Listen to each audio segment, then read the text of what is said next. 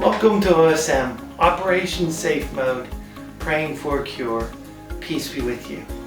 You're probably wondering why I was tying my tie over top of my pirate jersey, but this is a special episode to honor our fathers. And my father taught me many things. The two things that I'll always remember about my dad is neckties and, of course, the pirates. Often we prepare for Mother's Day in a very special way. We think of how can we honor Mom's great love, how often we've disrespected her love by not always being the best child. And we make cards for them, we show them how much we love them. But when you go to the store to buy Father's Day cards, it's hardly ever very respectful. Usually we're talking about Dad golfing too much, or sleeping in his lounge chair too much, or yelling about leaving the lights on, or he's a great fisherman, or he's a great builder. All these things kind of talk about what a dad is, but my father was none of those things. My father never fished, never was a golfer.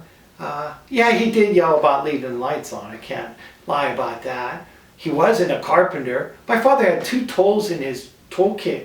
It was a hammer and a screwdriver, and he didn't know the difference between the two. But my father taught me a lot of things, as you know, of course, very much about my faith. But today I just want to talk about my necktie and my pirates. My father, when I think of my father, and I think of fathers when I was growing up, it was always an act of respect. And one year, when I was about 9 years old, I asked my mom if I could buy my father a Father's Day cake. Now, of course, I wasn't paying for it, but we went into the bakery and I picked one out. There was different ones there. I picked one out that had just a shirt and tie, and it said Happy Father's Day. And I chose that one because that's what I always thought about my father, as the man who went to work, worked in the bank, and would come home, and when he'd come home, he would take off his tie, and that would be the end of the day. And hopefully, when he took off his tie and he came home for the end of the day, my mom wasn't going to have to tell him anything that I did that maybe would make him reach for his belt. But also, I went to Catholic school, and my father taught me how to tie a tie. And I used to tie my tie every day going to school. In fact, I even tied 2 ties every day because my brother Bob never bothered to learn how to do so. And I also credit my father for my vocation. Not so much just because of the spirituality he taught, but one day he continued to say, you have to learn how to tie a tie because you're going to do that for the rest of your life. So I was tying my tie once, the last day of school, my senior year in high school, and I said, I will never wear a tie again. Of course I haven't, because I wear a collar instead. But that's just the act of respect that I really think when I think of my father. My father taught me to love baseball because it taught him so much about life.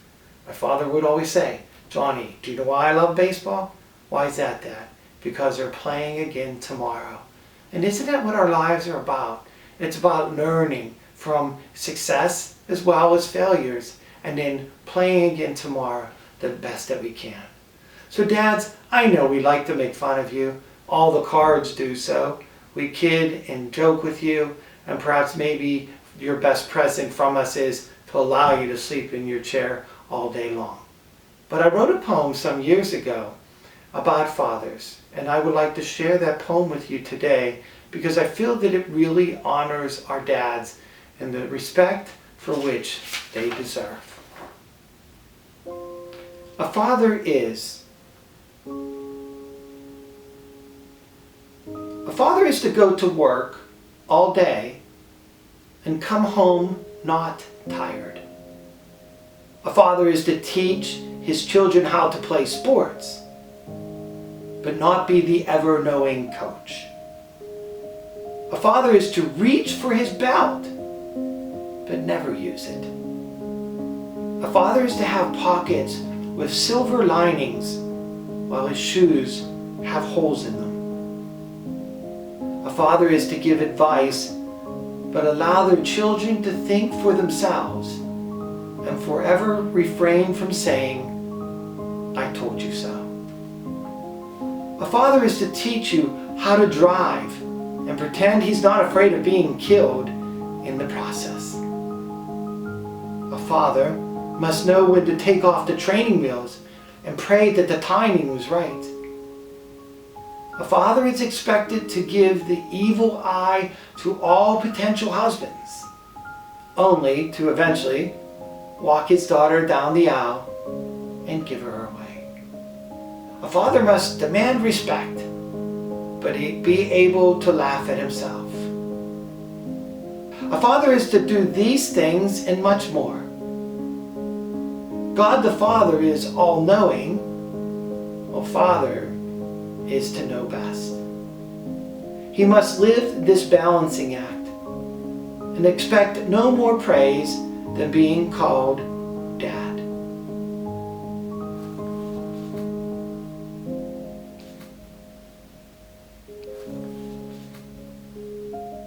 I hope that honors you, Dad, all dads, because this is how your children feel about you. We may tease you, we may laugh at you, but we certainly need you to be a part of our lives to help us to grow up, because tomorrow is another day, and we hope to play better because of your name. I know that you can no longer share Father's Day with your dad. If your father was here today, what do you think he would say to you?